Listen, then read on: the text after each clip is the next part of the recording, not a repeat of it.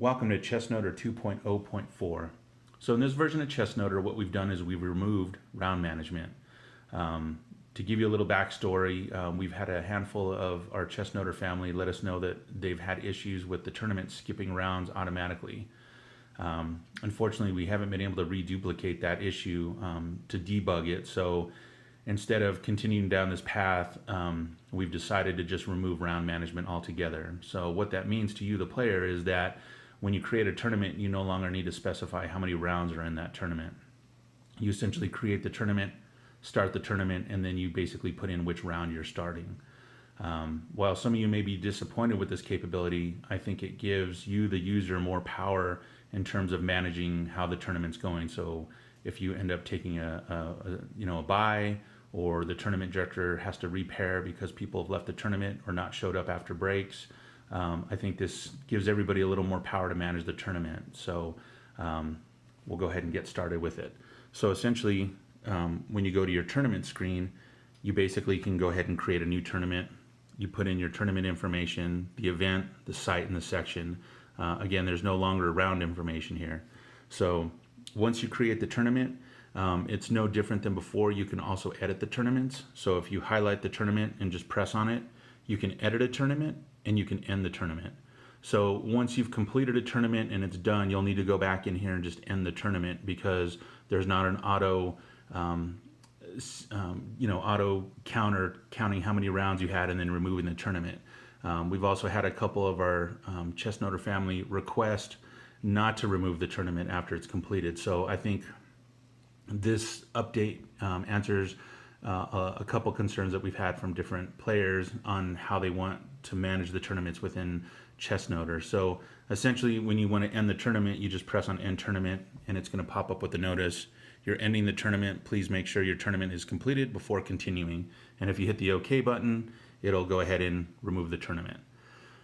So moving forward, as you start a tournament, you just press on it like no different than before. It's going to come up and tell you, are you sure you want to start a new round in the Albuquerque Open Tournament, which is the tournament that we're playing in today.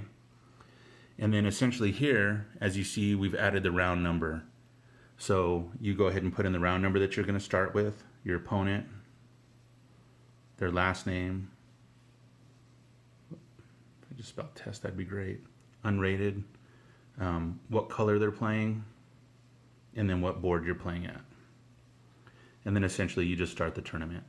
So at this point, it's no different than before. You essentially just start your tournament, and then when the game is over, whether it was a win, loss, or draw, you choose. We're going to go ahead and choose a draw here, and then sign.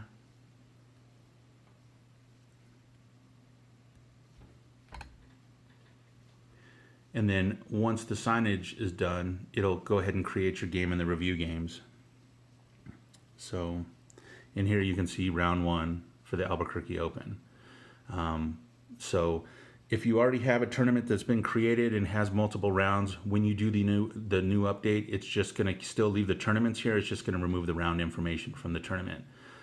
So if you're playing in a club and you keep playing a lot of club games and stuff, you're probably like on game 60 or who knows.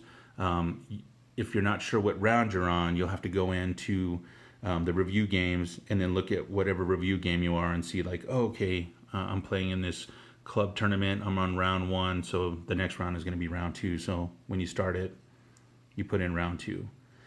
Again, it takes away some of the complexity inside the code, and makes it easier for you, the user, to be able to manage these tournaments. And again, when you're done with the tournament, you simply highlight on it, and then you can just choose End Tournament, and the tournament's over. So we hope you like this update. We'll be pushing out some new updates coming next month as well. We're adding a lot of new features still in development. So stay tuned.